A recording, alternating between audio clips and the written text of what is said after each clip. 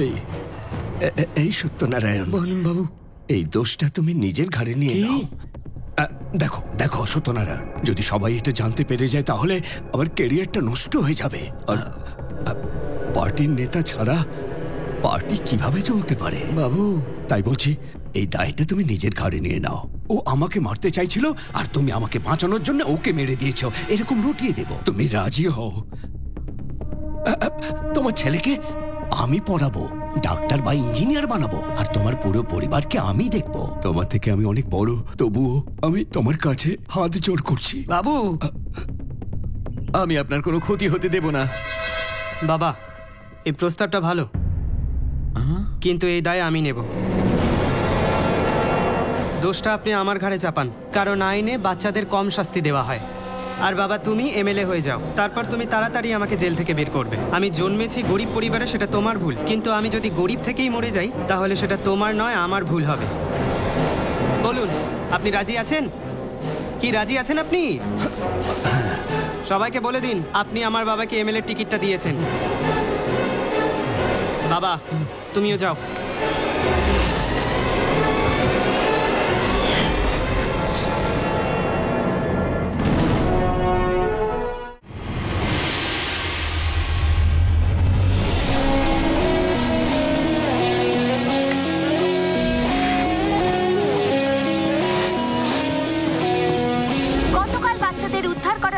Social মিডিয়াতে viral হয়ে গেছে। আমার মেয়েকে সুরক্ষিতভাবে আমাদের কাছে পৌঁছে দেওয়ার জন্য পুলিশ আর সরকারকে অসংখ্য ধন্যবাদ। খুব ভালো। ধ্রুব, ওদের মুখে হাসি দেখে আমার খুব ভালো লাগছে। এসব তোর জন্যই সম্ভব হয়েছে। এগুলো তোর মোটিভেশনেরই জাদু। হ্যাঁ ভাই, যাই হয়ে যাক, এরকম কাজ আরো করবো আমরা। এটা তোর জন্যই সম্ভব হয়েছে। দেখ, যা করেছি সবাই মিলে করেছি, সেজন্যই পেরেছি। যতদিন না আমাদের পোস্টিং হচ্ছে, আমাদের এইভাবেই কাজ করে যেতে হবে, যাতে সমাজকে বদলাতে পারি। আমরা সবাই পুলিশে এই জন্যই ভর্তি হয়েছি, যাতে আরো ভালো কাজ করতে পারি। ভালো কাজ করেছি আর এইভাবেই করতে থাকবো। একটা অ্যাক্সিডেন্টে আমার এক বন্ধুর বাবার মৃত্যু হয়েছিল। বডিটা পোস্টমর্টমের জন্য হসপিটালে নিয়ে যাওয়া হয়। 6টার পর পোস্টমর্টম হবে না বলে বডিটা সকাল পর্যন্ত ওখানেই ফেলে রেখেছিল। সেই দিন ওর পরিবার খুব সমস্যায় পড়েছিল। নিয়মটা ঠিক, কিন্তু আগেকার দিনে আমাদের দেশে ইলেকট্রিকের ব্যবস্থা ঠিক ছিল না, সেই জন্য অন্ধকারে পোস্টমর্টম করা সম্ভব হতো না। এখনো আমরা সেই নিয়মই মানি স্যার। এরকম অনেক পুরনো নিয়ম আছে। এখন মানুষ কত আপগ্রেড হয়ে গেছে স্যার, কিন্তু আমরা এখনো সেই পুরনো নিয়মে আটকে আছি স্যার। ওই ঘটনাটা আমার মনে আজও গেঁথে আছে স্যার। খুব ভালো বলেছো। আমিও কিছু বলতে চাই ম্যাডাম। হ্যাঁ বলো গৌতম। আমার মানুষের সেবা করার ইচ্ছেটা ধ্রুবকে দেখে জন্মেছে। একবার ও আমাকে বলেছিল মুম্বাই হামলার সময় কাসাবের বয়স ছিল 18, যে ছেলেটা দিল্লিতে গ্যাংরেপ করেছিল তার বয়স 17। এছাড়াও আমাদের দেশে যারা নেশা করে বা ক্রাইম করে, বেশিরভাগ ছেলেদের বয়স 17 বা 18ই হয়। কোনো মানুষের খারাপ কাজ করতে কিংবা খারাপ কাজ শিখতে খুব বেশি সময় লাগে না। আর একজন সৎ মানুষ ভালো কাজ করতে না সময় নষ্ট করে আর না কোনো অজুহাত দেয়। ধ্রুবর কথা আমার জীবনে অনেক প্রভাব ফেলেছে। ও বলে ভালো মানুষের প্রত্যেকটা মুহূর্তও ভালো হয়। সেই জন্য ধ্রুব এই ঘড়িটা আমাকে দিয়েছে। এই ঘড়িটার টিকটিক শব্দ ধ্রুবর প্রতিটা কথা বারবার মনে করিয়ে দেয়। সেই জন্য এই ঘড়িটা আমি আমার হাত থেকে কখনো খুলি না। Silence please. আর কি কেউ আছো যে নিজের অভিজ্ঞতা বলতে চাও? তাহলে বলতে পারো। আমি জানি রাতে তোমরা পাঁচিল টপকে বের হও। আজ রাতে ধ্রুবকে পার্ক হোটেলে নিয়ে এসো।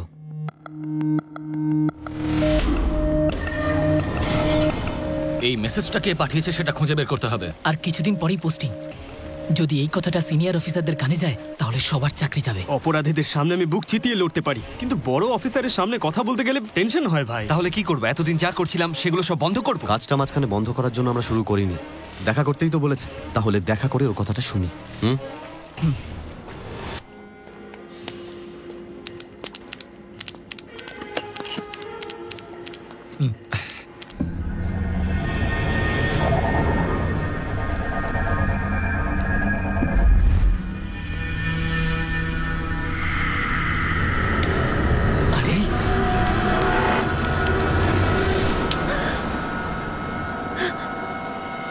ইশিকা,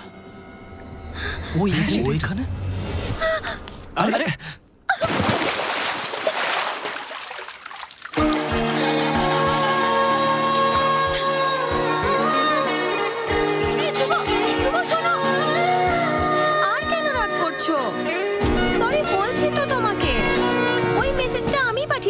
কি কথা বলছে বলতে? ওই কি মেসেজটা পাঠিয়েছিল? হ্যাঁ, ওই পাঠিয়েছিল। তোদের মধ্যে কোনো সমস্যা হয়েছে? যা, ওকে জিজ্ঞেস কর, যা কর। আরে আমার বাবার মতো আমিও আইপিএস অফিসার হতে চেয়েছিলাম। সেই জন্য এক্সাম দিয়ে আমি ট্রেনিং এর জন্য মাসুরি চলে গিয়েছিলাম। সেখানেই আমি প্রথমবার ধ্রুবকে দেখেছিলাম।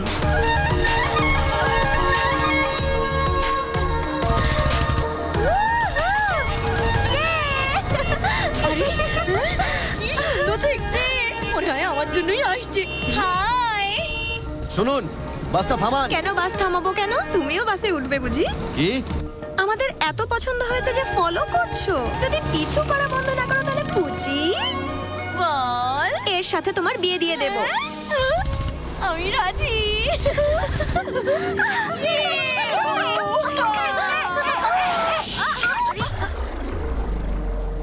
এই তো বাসে উঠে পড়লো। 2 মিনিট। এখনই বিয়ে করবে নাকি রে? ভালো সুযোগ করে নে। কি বিয়ে করবে? এই সরে যাও। তোমার বন্ধুকে নয়, তোমাকে আমার খুব পছন্দ। এই বাজে কথা বন্ধ করো, যেটা সত্যি সেইটা বলো। আরে এভাবে দেখছো কেন? মানে যদি সত্যি এটা হতো ভালো হতো। আরে সত্যিটাই বলো।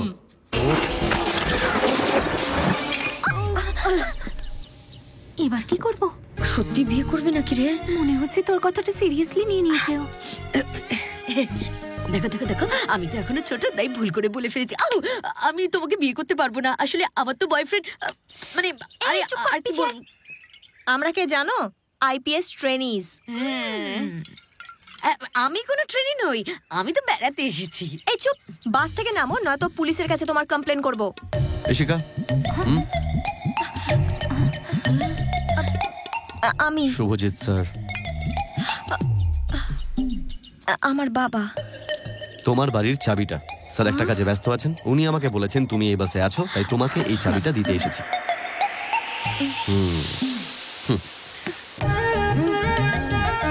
আমার বাবাকে সব বলবেন না তো?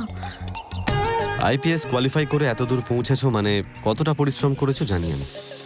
এখন সুযোগ পেয়েছো তাই একটু আনন্দ করছো আর কি, বুঝি আমি। মজা করো। আমার ফার্স্ট ইমপ্রেশনটা ওর কাছে ভালো ছিল না, কিন্তু অন্যদের মতো ও আমাকে জাজ করেনি। আর ওর এই ব্যাপারটাই আমার খুব ভালো লেগেছিল।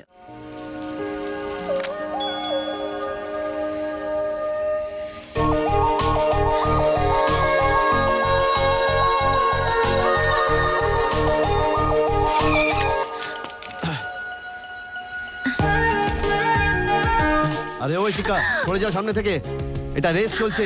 সরো সরো। Lift please. প্লিজ শিকা। রেসিং করতে আমার খুব ভালো লাগে, প্লিজ। ঠিক আছে।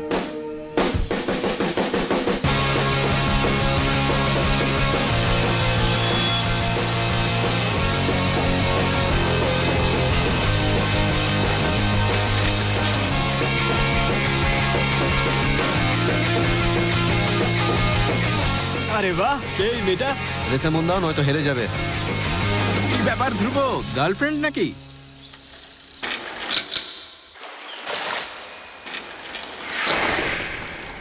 কি আর বলবো, এত শব্দের মধ্যেও আমি শুধু একটাই শব্দ শুনতে পাচ্ছিলাম, সেটা হলো ধ্রুবর হৃদয়ের স্পন্দন।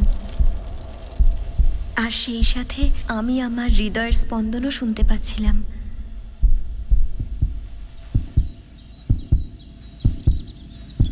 রেস করার ফলে ওর হৃদয়ের স্পন্দন আরো বেড়ে যাচ্ছিল, আর আমার বাড়ছিল ওর এতটা কাছে থাকার জন্য। আর সেই মুহূর্তটা আমি কখনো ভুলতে পারবো না।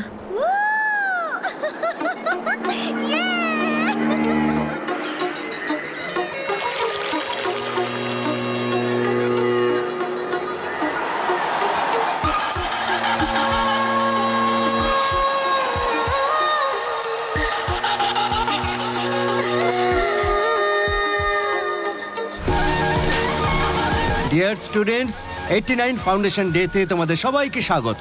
আমাদের দেশে সাধারণ মানুষের জীবন আজ সুরক্ষিত তোমাদের পরিশ্রমের কারণে। দেশের নেতারা দেশ চালান, কিন্তু দেশের প্রান্ত তোমরাই। এই বছরের সিভিল সার্ভিস এক্সামের টপারের নাম ঘোষণা করছি, আর সে হলো মিস্টার ধ্রুব।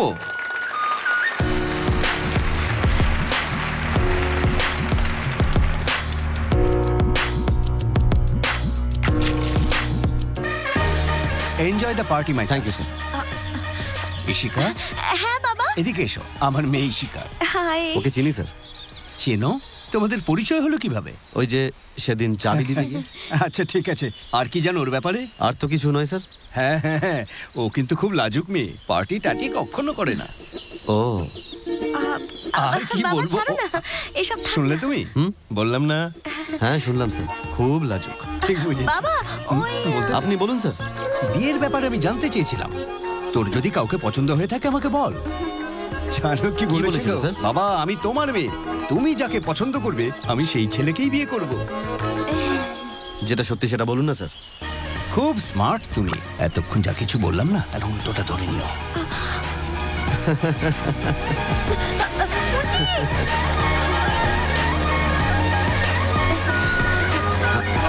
Thank you. এই না, তুমি কি? হাই। আরে হাই। ভিউটা সুন্দর না? ডিস্টার্ব করছি না তো? না একদম না। শুনলাম ট্রেকিং ক্যান্সেল হয়েছে। বরফ জমে রাস্তা বন্ধ, তাই ট্রেকটা এক সপ্তাহ পেছানো হয়েছে। ধ্রুব, আমি তোমাকে কিছু বলতে চাই। হুম। ইউনো, অনেক ছেলেই আমাকে ইমপ্রেস করার চেষ্টা করে, কিন্তু কি বলবো, তুমি পুরোপুরি আলাদা। ধ্রুব, তুমি কেউ কিছু বলার আগেই সব বুঝে যাও। আমার কথাটা বুঝতে পারছো না কেন? আমার তোমাকে ভালো লাগে ধ্রুব।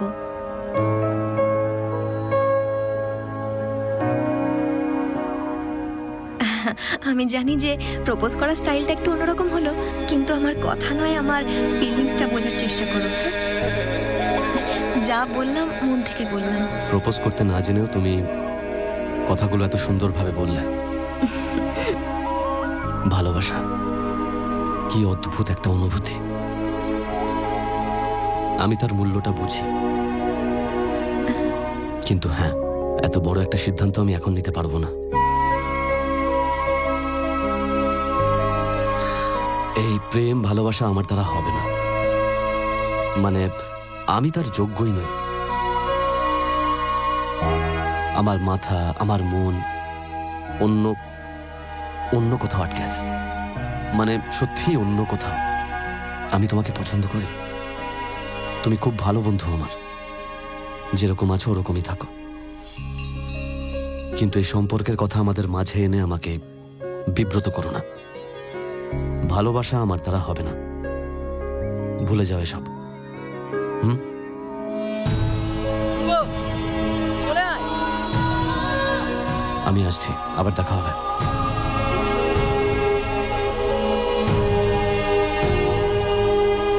আমি জানতাম যদি ও আমার চোখের সামনে থাকে তাহলে আমি ওর থেকে দূরে থাকতে পারবো না, কিন্তু বারবার ওকে এগুলো বললে ও আমার থেকে আরো দূরে চলে যেত।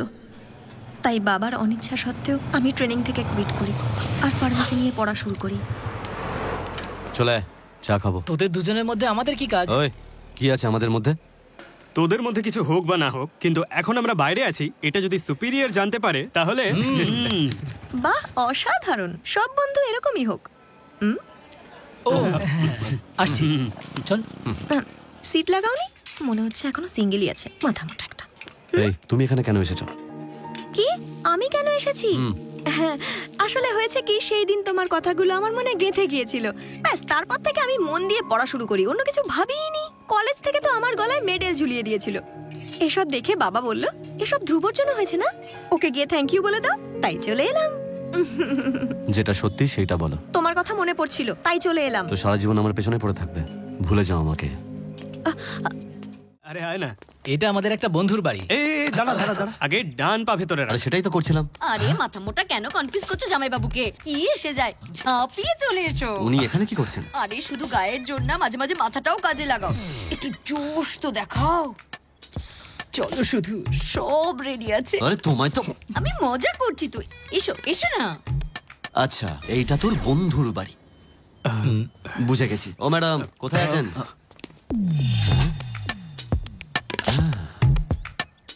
ও এসে গেছো, এসো আলাপ করিয়ে দিই আমার বয়ফ্রেন্ডের সাথে।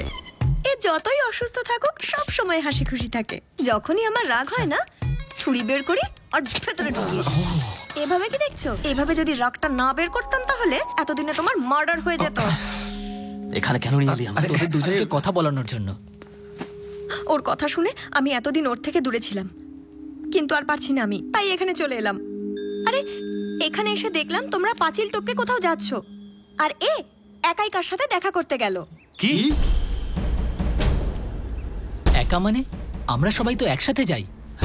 তোমরা সবাই এরকম অবাক হচ্ছ কেন? ও একা যায় এটা তোমরা জানতে না?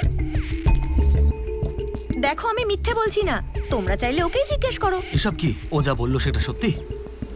বল ধ্রুব, আমাদের মিথ্যে বলে কোথায় যাস তুই? এবার মৌনব্রত ভেঙে কিছু তো বল। এই, আমার নিজের একটা পার্সোনাল লাইফ আছে, সব কথা তোদের বলতে আমি পারবো না। ধ্রুব,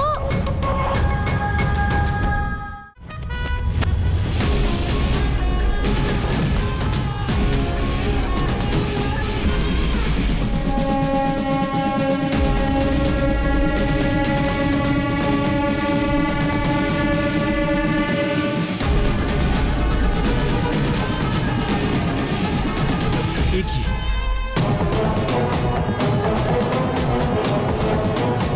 ধ্রুব, ও এখানে কি করছে? হ্যাঁ সেটাই তো।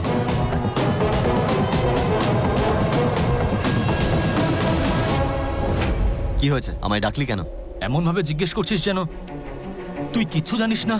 4 দিন আগে আমাদের সবার চোখের সামনে ওই তো খুন করেছিল। কত কষ্ট করে ওকে ধরেছিলাম আমরা। যে হাত দিয়ে স্যালিউট করলাম সেই হাত দিয়েই মুখ লুকাতে হচ্ছে। ছি! আরে এত কিছু হয়ে যাওয়ার পরেও তুই চুপ করে আছিস কেন? কিছু বলছিস না কেন? তোর কি হয়েছে? হ্যাঁ ইশিকা,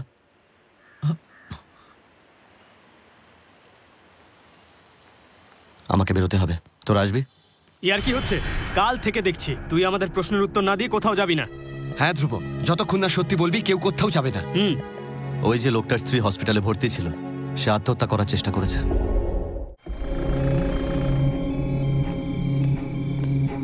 ধ্যাৎ, যে কেসের সব প্রমাণ থাকে সেই কেসের শুনানি হতেও অনেকদিন সময় লেগে যায়, আর ও মিথ্যে প্রমাণ দিয়ে কেসটা ঘুরিয়ে 4 দিনের মধ্যে ছাড়া পেয়ে গেল। এত কিছু করার পরেও আমরা ওই মহিলাকে ন্যায় বিচার দিতে পারলাম না। কি ভাই, তুই এখনো চুপ করে আছিস? তোর কিছু যায় আসে না না?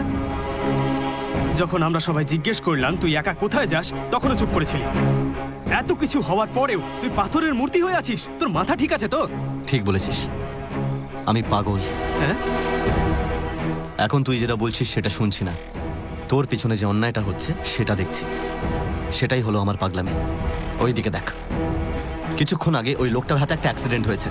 ও পেশেন্টকে ভর্তি করিয়েছে, ও পেশেন্টের চিকিৎসার জন্য টাকা দিচ্ছে, ও প্রায়শ্চিত্ত করছে, এরকম তোদের মনে হচ্ছে, কিন্তু ও বাঁচার জন্য ঘুষ দিচ্ছে। এটা আমি বুঝতে পারছি, আর এটাই সত্যি। আমরা যাদের ধরিয়েছিলাম তাদের মধ্যে একজন বাইরে ঘুরছে দেখে তোদের খুব রাগ হচ্ছে, তাই না? হ্যাঁ, জানিস কি এখনো পর্যন্ত আমরা যেসব অপরাধীদের ধরিয়ে দিয়েছি তারা সবাই জেলের বাইরে ঘুরছে। মানে এতদিন আমরা যা করেছি তার সবকিছু বৃথা? আমরা বৃথা হতে দেব না। এটাই হলো আমার পৃথিবী, এখানে আমি ছাড়া আর কেউ আসে না।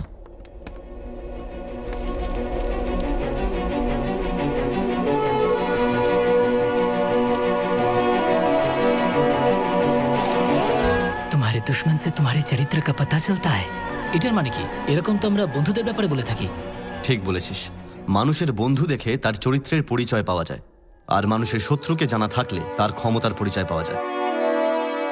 4 দিন আগে এ আমাদের শত্রু ছিল, যে রামপদ বাবুকে মারলো। উনি একজন সমাজ সেবক ছিলেন, কিন্তু যে কারণে ওকে মারা হলো সেইটা আমি মেনে নিতে পারছি না। আমরা ওকে ধরতে চেয়েছিলাম, কিন্তু পরে একটা কথা জানতে পারলাম। এই দেখো, এই ইরফান আলীও ওদের সঙ্গে যুক্ত ছিল। আমরা ওই ছিনতাইবাজকে যতবার জেলে পাঠাবো ও ছাড়া পেয়ে যাবে। গৃহমন্ত্রীর সাথে হাত মিলিয়ে ইরফান আলী শহরের বাইরে একটা জমি হাতিয়ে বড় লেভেলের একটা কনস্ট্রাকশন বানানোর প্ল্যান করেছে। রামপদবাবু সেই গরিব লোকেদের জমি ফেরত দেওয়ার দাবি নিয়ে লড়ছিল বলেই তাকে মারা হয়েছে। যাতে কেউ সন্দেহ না করে সেই জন্য হার চুরির প্ল্যান বানিয়ে পুলিশের চোখে ধুলো দিয়ে এই কেসটাকে বন্ধ করে দেওয়া হলো। এবার বল, আমাদের শত্রু এ নাকি ও? এতদিন আমরা সবাই মিলে কিছু লোককে ধরিয়ে দিয়েছিলাম। সন্দেহের বশে 500টা কেস ভালো করে স্টাডি করবার পর এই হলো তার ফুল রিপোর্ট। কিছু ছোট অপরাধ যেমন চেন টানা, বাচ্চাদের অপহরণ, এর পেছনে অনেক বড় অপরাধ লুকিয়ে আছে। তোদের কি মনে আছে কিছুদিন আগে আমরা অপহরণ কেসে বাচ্চাদের বাঁচিয়েছিলাম? সেটাও টাকার জন্য ছিল না। গত মাসে একটা হসপিটালে ইনকিউবেটরে শর্ট সার্কিটের জন্য 18 জন বাচ্চার মৃত্যুর খবরটা তোরা নিশ্চয়ই শুনেছিলিস। ওদের মৃত্যু সেই জন্য হয়নি। সব বাচ্চারা জন্মেই অসুস্থ হয়ে পড়ছিল। আমরা বাচ্চাদের চেক আপ করে ওদের পোলিও ড্রপ দিই। সেই দিনও আমরা একই ড্রপ দিয়েছিলাম, কিন্তু 10 মিনিট পর দেখলাম সব বাচ্চা মারা গেছে। আমি ভয় পেয়ে বাচ্চাদের মৃত্যুর খবরটা ম্যানেজমেন্টকে জানালাম। তখন ওরা আমাকে বলল এই কথাটা যেন কেউ না জানতে পারে, নয়তো হসপিটালের বদনাম হবে, এটা বলে কেসটা চাপা দিয়ে দিল। ওরা নার্সদের পোলিও ড্রপ দেয়নি, একটা ওষুধ দিয়েছিল যেটার কোনো পরীক্ষা হয়নি। সেই কারণে 18 জন শিশুর প্রাণ চলে গেল। যদি এই সত্যিটা বাইরে বেরোতো তাহলে ইন্ডিয়ার সব ফার্মা কোম্পানিগুলোর সত্যিটা বেরিয়ে আসতো। সেই জন্যই শর্ট সার্কিট করানো হয়েছিল। এই সত্যিটা যাতে বাইরে না বেরোয় সেই জন্য ডক্টর রমাকান্ত বাবুর মুখ বন্ধ করার জন্য তার মেয়েকে কিডন্যাপ করা হয়েছিল। শুধু ওনার মেয়েকে কিডন্যাপ করলে সন্দেহ হতো, সেই জন্য সাথে আরও 3 জনকে কিডন্যাপ করা হলো। এই সব খেলা কন্ট্রোল করে ধীরাজ চন্দ্র। এরকম প্রত্যেকটা ছোট ছোট ঘটনার পেছনে একটা বড় ক্রাইম লুকিয়ে আছে। এইসব ক্রাইমের পেছনে যে একটা অর্গানাইজড ক্রাইম আছে সেটা তুই প্রমাণ করবি কি করে? আমি জানি এরা একটা বড় ক্রাইম করে আমাদের চোখে ধুলো দেওয়ার জন্য একটা ছোট ক্রাইম করে। কারণ সাধারণত ওই রকম ছোট ক্রাইম আমরা এড়িয়ে যাই। 15 বছর বয়স থেকে আমি এটা নিয়ে চর্চা করছি। প্রত্যেকটা খবর পড়তাম, যা লেখা থাকতো তাই বিশ্বাস করতাম। কিন্তু একদিন আমি গল্পের পেছনের গল্পটা বোঝার চেষ্টা করলাম। একদিন আমি যখন পেপার পড়ছিলাম তখন বুঝলাম ফার্স্ট আর 5th পেজের মধ্যে একটা কানেকশন অবশ্যই আছে। ফার্স্ট পেজে হরতালের খবর বেরোলে 5th পেজে দুর্ঘটনায় মৃত্যুর খবর বেরোয়। একটা পেজে ঘুষ নেওয়ার খবর বেরোলে অন্য পেজে সেই ঘুষখোর নেতার জামিনের খবর বেরোয়। একটা পেজে সোনার দাম বেড়েছে বেরোলে পরের পেজে টাকার মূল্য পড়েছে খবর ছাপা হয়। একটা পেজে নতুন কফির লঞ্চের কথা বেরোলে তো পরের পেজে এইটা লেখা থাকে কফি হার্টের জন্য ভীষণ ভালো। আসলে আমরা বিজনেস পেজ বেশি পড়িই না, কিন্তু ওই বিজনেস পেজটাই বাকি খবরগুলো তৈরি করে। কিছু ব্যবসায়ী নিজের স্বার্থে খবর ছাপায় আর আমরা সেটাই বিশ্বাস করে নিই। আমাদের কোন জল খেতে হবে, কোন ওষুধ খেতে হবে, কি পড়তে হবে, এই সব কিছু বড় ব্যবসায়ী ডিসাইড করে। জনতার ভবিষ্যৎ লেখে একজন নেতা, আর নেতার ভবিষ্যৎ যিনি লেখেন তিনি হলেন একজন বিজনেসম্যান। এই যে 5-6টা অপরাধ হয়েছে না, এটা শুধুমাত্র বিজনেস বাড়ানোর জন্যই হয়েছে। এই সব কিছুর পেছনে মাত্র 15 জন আছে। এইরকম 500 জন অপরাধীদের ধরার জন্য পুলিশের 5000 জন ওদের পেছনে লেগে আছে। কিন্তু এই 15 জনকে ধরার জন্য একজনও নেই। আমার শুধু একটাই লক্ষ্য আছে, এই 15 জনের মধ্যে যে সব থেকে বেশি ক্রাইম করে তাকে ধরা। ওকে ধরতে পারলে বাকিদের খবর ওর থেকে পেয়ে যাব। সেই একজনকেই খুঁজতে হবে, আর সেই হলো আমার আসল শত্রু।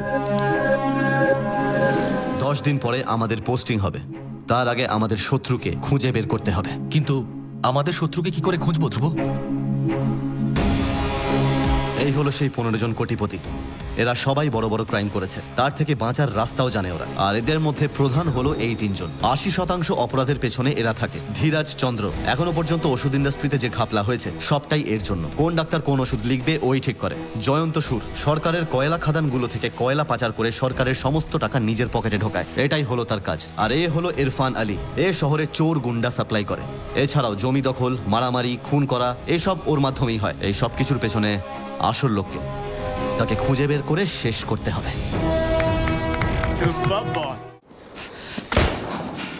হঠাৎ করে ডাকলি কেন? শত্রুকে আমরা পেয়ে গেছি। সিদ্ধার্থ অভিমন্যু? কি সায়েন্টিস্ট সিদ্ধার্থ? আমি 3 জনের মধ্যে একজনের পিছু নিয়েছিলাম, কিন্তু এই 3 জনকে যে হাতে না চায় তার খোঁজ আমি পেয়ে গেছি। সারা পৃথিবীর কাছে ও একজন সায়েন্স জিনিয়াস, কিন্তু আসলে ও একজন মুখোশ পরা অপরাধী। আর এই 3 জনকে নিয়ে ও ওর অপরাধের রাজ্যে রাজত্ব করতে চায়। পরশু যে অনুষ্ঠানে সিদ্ধার্থ চিফ গেস্ট হয়ে এসেছিল সেখানে সিএম বিনা আমন্ত্রণে এসেছিলেন। ওদের মধ্যে একটা কানেকশন তো অবশ্যই আছে। আমরা যে ছিনতাইবাজকে ধরেছিলাম ও যাতে মুখ না খোলে সেই জন্য ওকে খুন করা হয়েছে। প্রথমে ওকে দাগিয়ে দিয়ে গলা কেটে মেরে ফেলা হয়েছে, তারপর সেই লাশটাকে কাজে লাগিয়ে দাঙ্গাও লাগিয়ে দিল। ওই এরিয়ার নিউজ চ্যানেলকে দিয়ে ওই খবরটাও ছাপিয়ে দিল। আর এইভাবে একটা লাশকে ওরা নিজেদের স্বার্থে ব্যবহার করে নিল। বৈজ্ঞানিকরা রোজ কিছু আবিষ্কার করার চেষ্টা করে, কিন্তু আমাদের খবর কেউ রাখে না। খবর কিসের বেরোয় জানেন? খবর বেরোয় যখন পুলিশ শহরে মুন্ডু কাটা লাশ পায় আর মাথাটা খুঁজে পুরস্কার নিয়ে যায়। নিজেই দাঙ্গা লাগিয়ে আবার নিজেই স্টেজে গিয়ে সেটা নিয়ে মজা করে নাম করছে। 3রা অক্টোবর ওর কাছে খুবই ইম্পর্ট্যান্ট একটা দিন, আর সেই দিনটাই ও সারা জীবন মনে রাখবে। ওকে আপনারা সিদ্ধার্থ অভিমন্যু বলে জানেন, কিন্তু ওর আসল নাম কর্ণ। ওর বাবার জন্য ও জেলে গিয়েছিল, তখন ও ছোট ছিল। ওর বাবা বলেছিল জেলে গেলে গুন্ডা হয়ে যাবি। কথাটা শুনে ওর বাবার ওপর রেগে গিয়েছিল। ওর বাবাকে বলেছিল যে আমার জন্য তুমি এমএলএ হয়েছো, আমি কোনোদিনও গুন্ডাগিরি করব না। আমাকে ভালো কলেজে পড়াও আর আমার শাস্তি কম করিয়ে দাও, বুঝলে?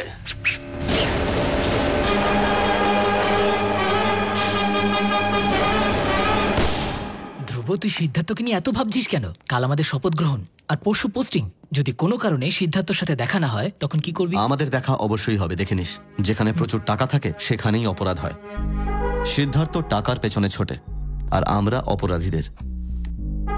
আর এই জন্যই আমাদের অবশ্যই দেখা হবে। তুই ঠিক বলেছিস। শত্রুর সাথে হাত মেলানোর জন্য তৈরি থাক। মানে?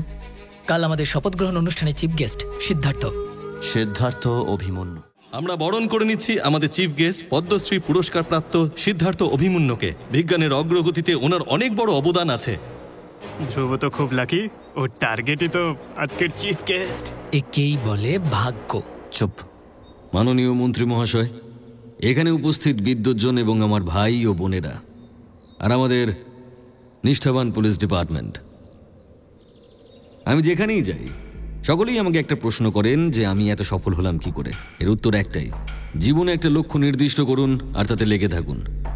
ধরে নিন সেই লক্ষ্যটাই আপনার জীবন, অবশ্যই সফল হবেন। All the best.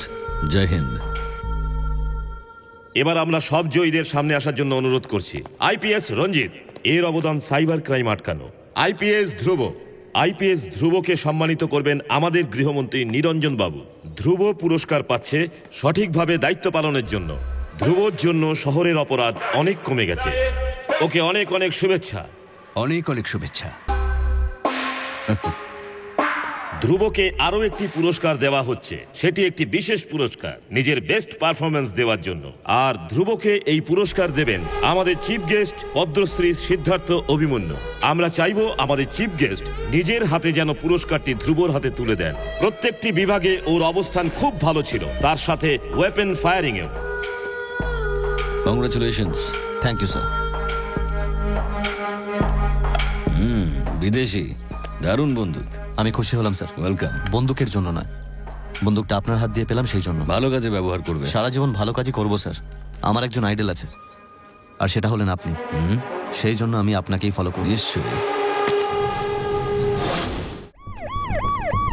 সত্যি বলতে আমি বিশ্বাস করতে পারছি না যে KS-27 ক্যান্সারের ওষুধটা এখানকার ফার্মা কোম্পানিগুলো বেশি দামে বিক্রি করে মুনাফা করছে। গরিব মানুষরা এই ওষুধটা কিনতে পারছে না, আর ওরা ওষুধের অভাবে মারা যাচ্ছে। সেই জন্য আমরা ইন্ডিয়াতে জেনারিক মেডিসিন আনতে চাই, যাতে সাধারণ মানুষ কম দামে ওষুধ কিনতে পারে। আপনি কি এনাকে চেনেন?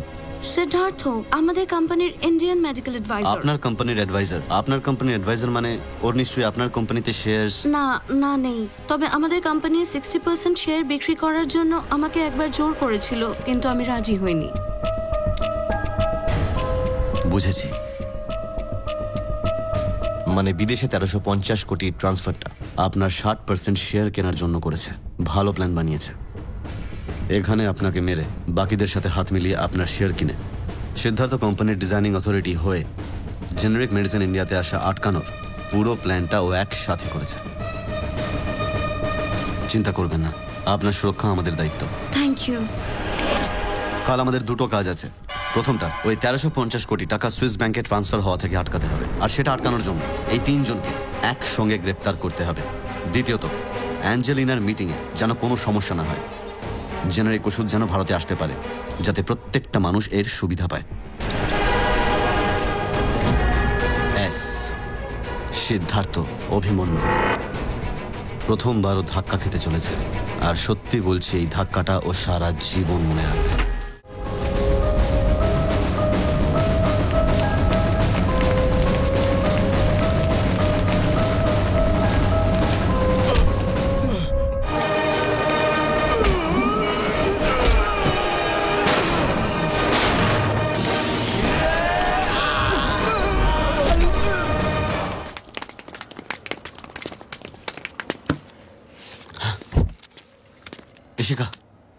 ইশিকা, ইশিকা,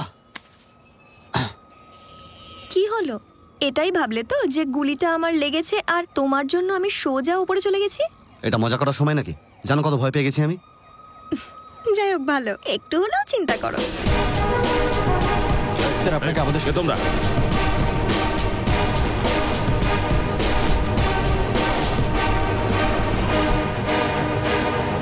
স্যার আমাদের সাথে আসুন। স্যার আমাদের সঙ্গে চলুন।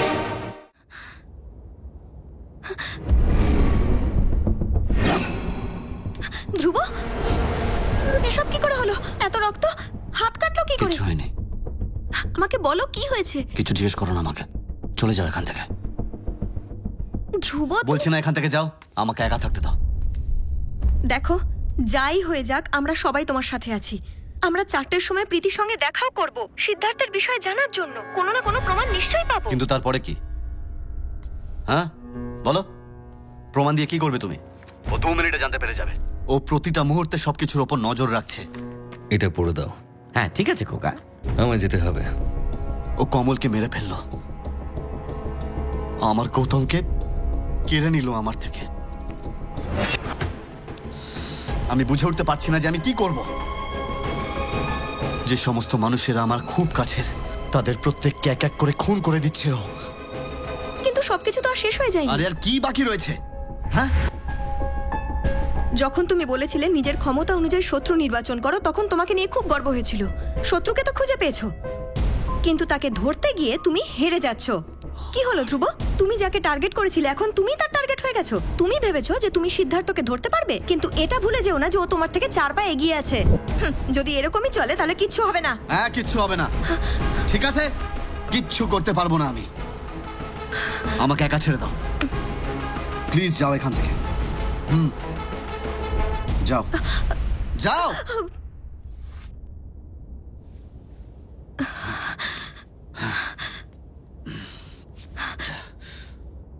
তোমার কি হয়েছে ধ্রুব? আমরা সবাই যে ধ্রুবকে চিনতাম সে এত রাগী ছিল না। তুমি এত বদলে গেলে কি করে? আমার কথা শোনো, মাথা ঠান্ডা রাখো, সবকিছু ঠিক হয়ে যাবে। নয়তো রাগের মাথায় সব হারিয়ে ফেলবে। আমি তোমাকে ভালোবাসি, বিয়ে করতে চাই বলে এসব বলছি না তোমাকে ধ্রুব। আমি চাই তুমি যেতো, তাই এসব বলছি। কথাটা বোঝো। আমার যেটা ঠিক মনে হয়েছে বললাম, এবার তোমার ইচ্ছে।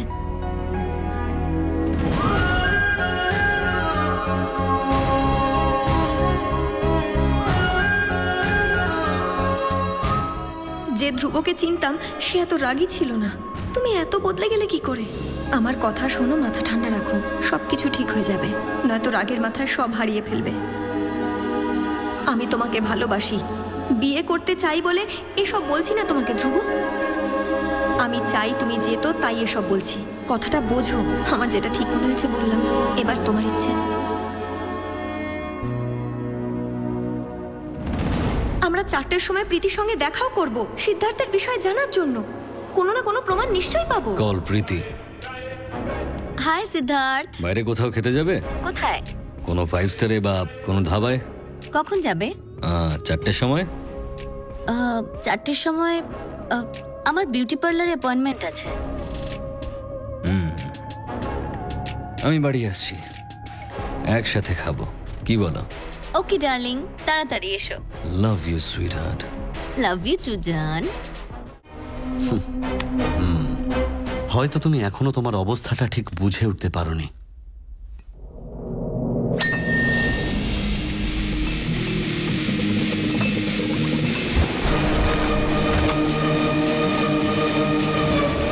একটা মানুষকে 8 রকম ভাবে শেষ করতে চেয়েছিলাম, আমি শেষ করে দিয়েছি। কীর্তি, বুদ্ধি, ক্ষমতা, ভাবনা, সাহস, টাকা, সততা, সব দিকে শেষ করে দিয়েছে। অষ্টদিক বন্ধনম।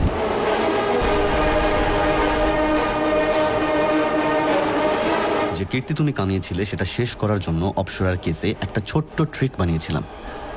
আমার প্রথম জিত কীর্তি। একটু ওইদিকে দেখো। ও আমাদের বাচ্চাদের মেরে ফেলেছে, সর্বনাশক শয়তান একটা। যদি ওকে সামনে পাই না, ঝাঁটা পেটা করে মারবো। পেটেন্টের রাইট বদলে আমি তোর সায়েন্টিস্ট হওয়ার পরিচয়টাও মুছে দিয়েছি। দ্বিতীয় জিত বুদ্ধি। ও কোনো সায়েন্টিস্ট নয়, একজন বিপজ্জনক অপরাধী। ওকে তো রাস্তার মাঝে ফাঁসিতে ঝোলানো উচিত। তোর সামনে পেছনে যেসব সিএম থেকে এমএলএরা ঘুরতো তাদের সবাইকে তোর বিরুদ্ধে করে তোর ক্ষমতাও শেষ করে দিয়েছি। এটা হলো তৃতীয় জয়। সে তো একদিন ফাংশনে এমনি দেখা হয়েছিল, তাই হাসি মুখে কথা বলেছিলাম। তার মানে ও কি আমার খুব ভালো বন্ধু হয়ে গেল? ওর সাথে আমার কোনো সম্পর্ক নেই। ওর বিরুদ্ধে যা যা কেস হয় সব দিয়ে ওকে জেলে ঢুকিয়ে দিন। চতুর্থ জয়, ভাবনা। প্রীতিকে ঠকিয়ে তুই ওকে ফাঁসিয়েছিলি, আমি ওকে সত্যি বলে তোর থেকে দূরে সরিয়ে দিয়েছি আর তোর চাল পাল্টে দিয়েছি। পঞ্চম জয়, তোর সাহস। তুই অপরাধ করার পর কখনো ভয় পাসনি, কিন্তু আমি প্রথমবার থেকেই তোকে ভয়ে রাখতে চেয়েছিলাম। এবার সিদ্ধার্থ আমায় ভয় পাবে। ভয় পেয়েছিলি তো, সেজন্যই তুই ওই ট্রান্সমিটারটা লাগিয়েছিলি। আমাকে ভয় পেয়ে তুই আমার আশেপাশে গোল গোল ঘুরতে থাকলি। আর এক্ষুনি কি বলছিলি তুই? 200 কোটি দিবি। এখন তোর 10 টাকা লাগলেও আমার সিগনেচার লাগবে।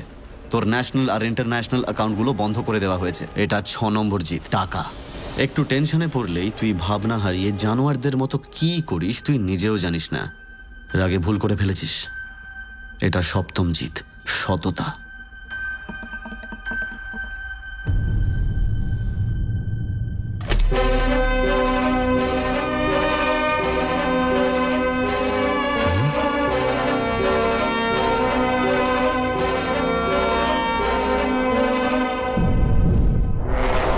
স্যার, আপনার কথা মতো হসপিটাল থেকে ফেরার সময় আপনার বাবাকে মেরে ফেলেছে স্যার। ঠিক করে মরেছে তো? তুমি দেখে নিয়েছো? আমার চোখের সামনে এখনো পড়ছে স্যার।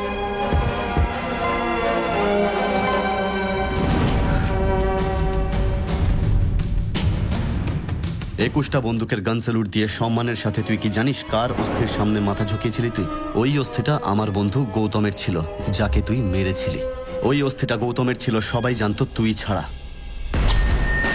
তোর মতো একটা পিশাচের পাস্ট, প্রেজেন্ট আর ফিউচার এই পৃথিবী থেকে মুছে দেওয়ার জন্যই আমি এই খেলা খেলেছিলাম। এখন তোর অস্তিত্ব 0.0001%ও নেই। তুই জিরো এখন। 8 নম্বরটা কি আমি জানি।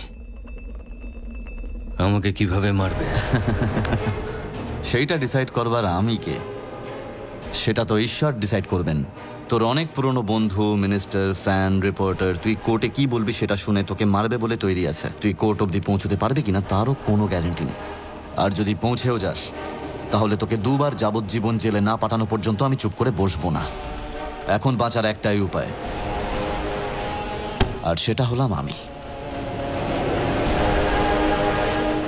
তাহলে এবার করে নিই আমরা ডিল। আমি নিজে মরে ওকে মারতে চেয়েছিলাম, কিন্তু এবার আমার কথাটা শোন। ওকে বাঁচিয়ে রাখতে হবে। কি? ওকে বাঁচিয়ে রাখবি? ও আমাদের গৌতমকে খুন করেছে ভাই। আমরা একজন অপরাধীর মাধ্যমে 100 জন অপরাধীকে শেষ করতে চেয়েছিলাম, আর সেজন্যই আমি সিদ্ধার্থকে বেছেছিলাম। সিদ্ধার্থ যদি বেঁচে থেকে নিজের মুখ খোলে তাহলে আমরা অনেক বেশি অপরাধী ধরতে পারবো। ওর ন্যাশনাল আর ইন্টারন্যাশনাল ক্রিমিনালদের সঙ্গে যোগাযোগ আছে। ওদের প্রত্যেককে আমার চাই। আর এই স্বপ্নটাই সফল করতে আমাদের গৌতম নিজের প্রাণ দিয়েছে। গৌতমের মৃত্যু যদি আমাদের লক্ষ্যভ্রষ্ট করে দেয় তাহলে গৌতমের বলিদানের কি দাম রইল? তোরা সবাই আজ পর্যন্ত আমার প্রত্যেকটা কথায় ভরসা করেছিস তো? তাহলে আজকেও বিশ্বাসটা রাখ।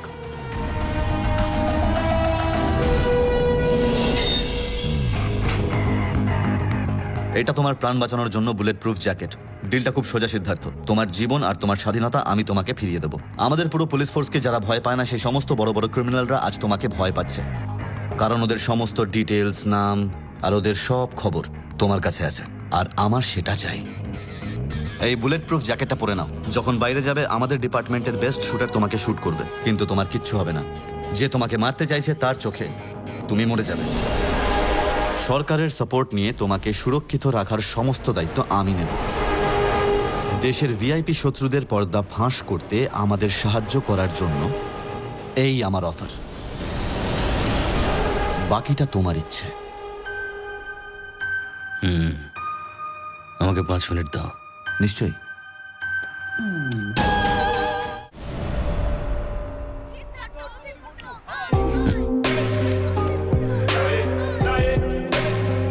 Good choice.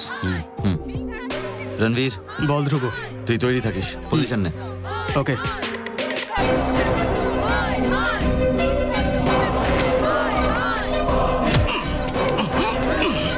এই জ্যাকেটটা মেশিন গানের সামনে টিকতে পারবে তো? ভয় নেই সিদ্ধার্থ, এটা বিশেষভাবে বানানো বুলেট প্রুফ জ্যাকেট, স্নাইপারের হাত থেকে বাঁচার জন্য। দেখা যাক।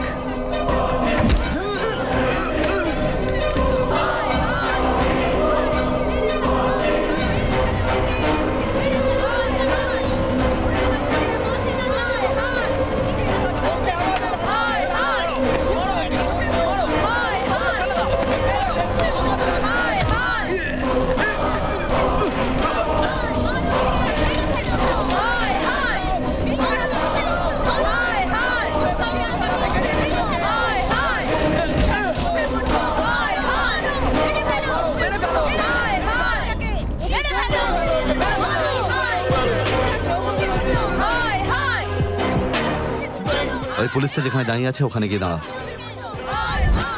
তুমি ওখানে পৌঁছলে আমাদের অফিসার তোমাকে শুট করবে। রেডি? আমার এম টার্গেটে আছে।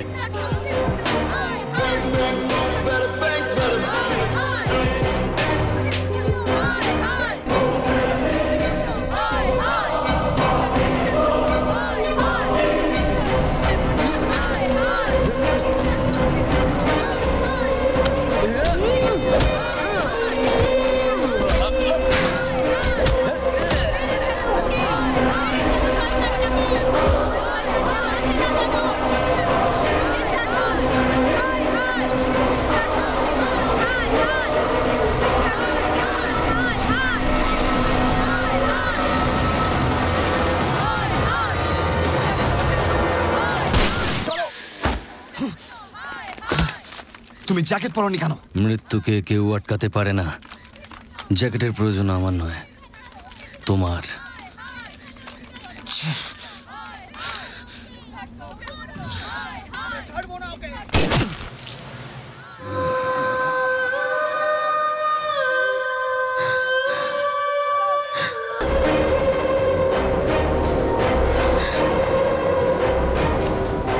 সিদ্ধার্থ, সিদ্ধার্থ ওঠো, কেউ অ্যাম্বুলেন্স ডাকো। যাকে ভালোবেসেছিলাম সে মারতে চায়, আর তুমি শত্রু হয়ে বাঁচাতে চাইছো। সিদ্ধার্থ, অষ্টম চক্রটা এখানেই শেষ হয়। অষ্টম হলো মৃত্যু, যেটা ধ্রুব সত্য। সিদ্ধার্থ, তোমার কিচ্ছু হবে না, কেউ অ্যাম্বুলেন্স ডাকো। তুমি চিন্তা করছো কেন? আমি মরে যাবো সেজন্য? না তুমি প্রমাণ পেলে না সেজন্য? যা তুমি চেয়েছিলে সেসব আমি তোমাকে দিয়ে দিয়েছি। জিজ্ঞেস করো কি করে। সিদ্ধার্থ, এইসব বলার এটা সঠিক সময় নয়। এটাই সঠিক সময়। ভেবে দেখো, ভাবো ধ্রুব।